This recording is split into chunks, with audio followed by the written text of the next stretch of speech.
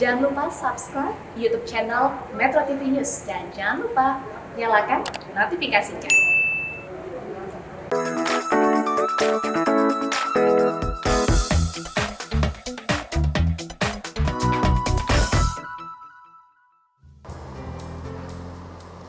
Halo, selamat pagi pemirsa. Saya Chandra Dewi kembali hadir menjumpai Anda dalam Cerdas 5 Menit. Pagi ini kita akan membahas mengenai proteksi sejak muda.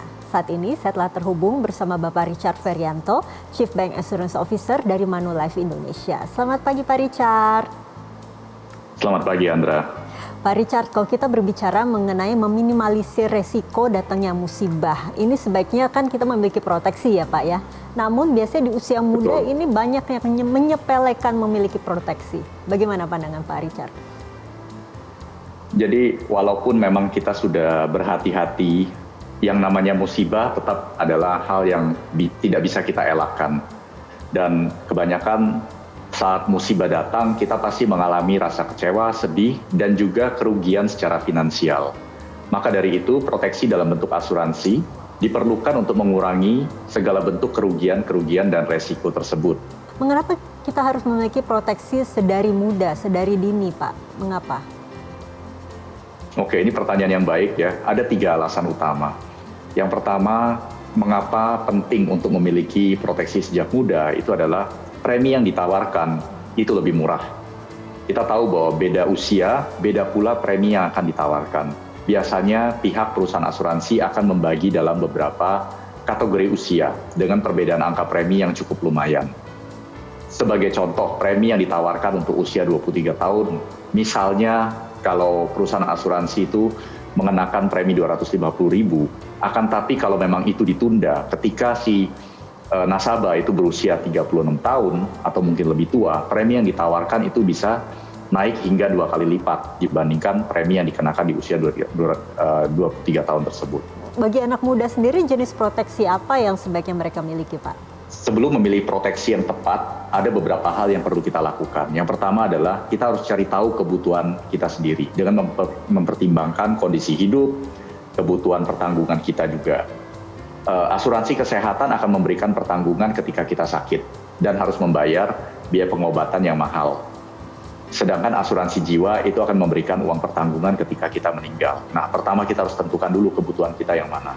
Kedua, setelah itu kita bisa menghubungi agen atau memang financial advisor dari perusahaan asuransi. Banyak perusahaan asuransi yang menawarkan beragam produk asuransi. Cobalah berkonsultasi dengan beberapa ahli-ahli tersebut untuk mengetahui produk mana yang memang paling sesuai dengan kebutuhan kita. Dan ketiga, ketika sudah memilih produk tersebut, bukan berarti kita bisa menggunakannya terus. Bukan berarti bahwa kita tidak membutuhkan produk-produk yang lain. Jadi dari waktu ke waktu kita harus mengevaluasi kebutuhan asuransi tersebut. Kalau memang ada perubahan dalam hidup kita yang memang menyebabkan kita membutuhkan perlindungan lebih banyak, itu kita perlu lakukan tahap kedua lagi, yaitu menghubungi agen kita atau tenaga expert kita untuk bisa berkonsultasi kembali. Kalau berbicara mengenai produk ini Pak Richard, masih banyak yang bingung. Sebaiknya memilih untuk memiliki asuransi atau memiliki investasi. Mana yang harus didahulukan, Pak? Banyak yang mengira, jadi kalau asuransi dan investasi itu bisa dilakukan salah satu saja. Jadi asuransi saja atau investasi saja.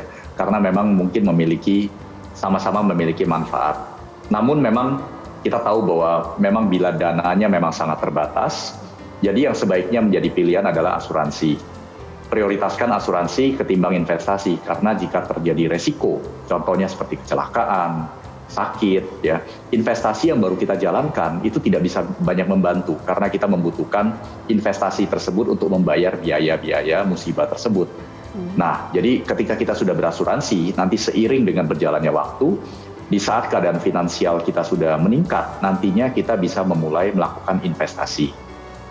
Baiklah Pak Richard, terima kasih banyak ya Pak atas informasi dan juga waktunya Pak. Sama-sama. Pemirsa, demikianlah Cerdas 5 Menit, Cerdas Finansial untuk episode kali ini. Saya Chandra Dewi, terima kasih dan sampai jumpa.